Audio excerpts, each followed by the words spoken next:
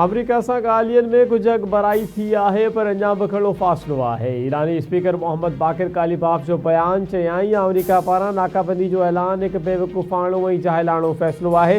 ॿिया मुल्क सामूंडी लंघ हुर्मुज़ सां गुज़रनि ईरान न गुज़रे इहो नामुमकिन आहे। अमरीकी माइन स्वीपर पंहिंजे पोज़ीशन तां अॻिते न वधनि, ॿी सूरत में फायरिंग कंदासीं। ईरान जे हदनि में अमरीकी F-35 जंगी जहाज़ खे निशानो बणाइणु मामूली ॻाल्हि न आहे। जंग दौरान दुश्मन जा 170 खां 180 ड्रोन्स निशानो बणाया आहिनि। ईरान सां ॻाल्हियुनि में अॻबराई थी सघे थी। असां पाकिस्तान में ईरान सां वधीक ॻाल्हियुनि जा मुंतज़िर आहियूं। वाइट हाउस उहिदेदार जो अमरीकी अख़बार खे इंटरव्यू। इसराइली उहिदेदार जो चवणु आहे त जंगबंदी ख़तमु थियण ते इसराइल ऐं अमरीका ईरान ते हमले लाइ तयारु आहे। ईरान में इम्कानी हदफ़नि जी नई लिस्ट तयारु करे वरिती आहे। मिलिट्री इंटेलिजेंस ईरान जी सूरत हाल ते नज़र रखी वेठी आहे। ईरान जा तवानाई ठिकाणा बि इम्कानी हदफ़नि में शामिल आहिनि। अमरीका सां ॿीहर ॻाल्हियुनि जी तारीख़ उन वक़्तु ॾेई सघिजे थी जॾहिं ॿिए मुल्क गॾियल फ्रेमवर्क ते मुतफ़िक़ न थियनि। ईरान जे नाइब परॾेही वज़ीर सईद ख़तीबज़ादा चए जूं मीडिया सां ॻाल्हियूं। संदसि चवणु आहे त ॻाल्हियुनि में काफ़ी अॻबराई थी आहे पर अमरीका हद खां वधीक मुतालबा रखी छॾिया ऐं उहा ॻाल्हि मुआहिदो न करण जो सबबु बणी। अमरीका जी सदर डोनाल्ड ट्रंप जी सदारत हेठि ईरान ऐं सामूंडी लंघ हुर्मुज़ जी सूरत हाल ते आला सतही इजलास दौरान डोनाल्ड ट्रंप जी फील्ड मार्शल सैयद आसिम मुनीर ईरानी अख़बारनि सां फ़ोन ते ॻाल्हि ॿोल।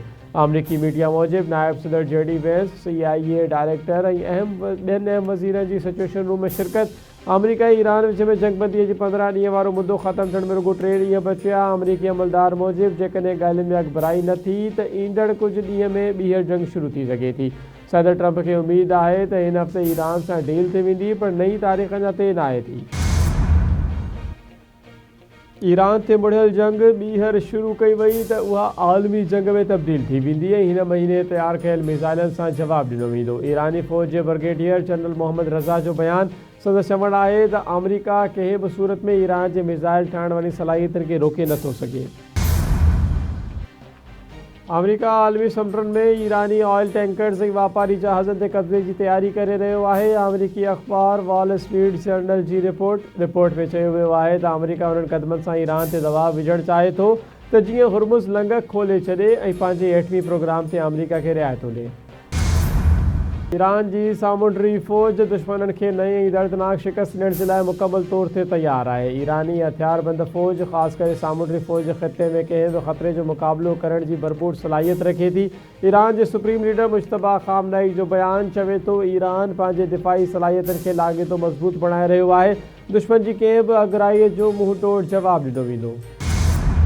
इसराइली फ़ौज जी जंगबंदीअ जी भञकिड़ी ॾखण लेबनान जे केतिरनि ई इलाइक़नि खे निशानो बणायो वियो। लेबनान अख़्तियारनि जो चवणु आहे त जंगबंदीअ सां पहिरियां इसराइली अमलनि में 40,000 घर या त मुकमल तबाह थी विया या नुक़सानु पहुतो। लेबनान ते इसराइली हमले में UN अमन मिशन जो फ्रांसीसी फ़ौजी बि मारियो वियो। ॾखण लेबनान में चकरियनि दौरान हिकु इसराइली फ़ौजी मारियो वियो ऐं 9 ज़ख़्मी थी पिया। इसराइली ज़ुल्म रुकिजी न सघिया। गुज़िरियल 24 कलाकनि दौरान गाज़ा में वधीक 7 फ़लस्तीनी शहीद ऐं 24 ज़ख़्मी थी पिया।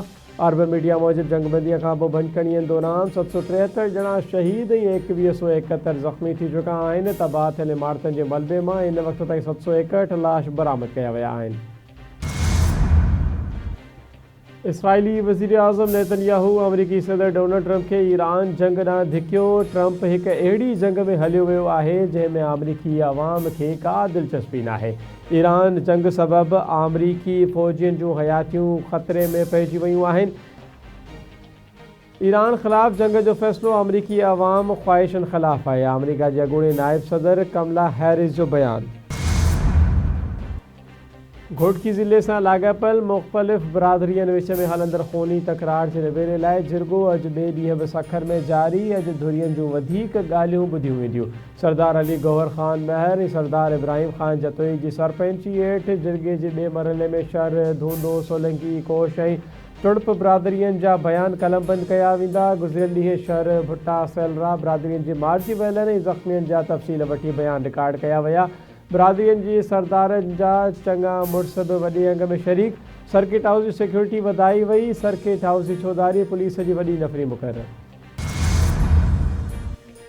मुल्क के केतिरनि ई इलाक़नि में बिजली अचण लाने लोड शेडिंग जो सिलसिलो जारी। कराची जे कुछ इलाक़नि में लोड शेडिंग जो वक़्तु 10 कलाक खां वधी वियो। Garden, Lyari, north Karachi, new Karachi, Malir, Korangi ऐं औरंगी टाउन में केतिरनि ई कलाकनि जी लोड शेडिंग सबबि शहरी ॾुखियाईयुनि जो शिकार।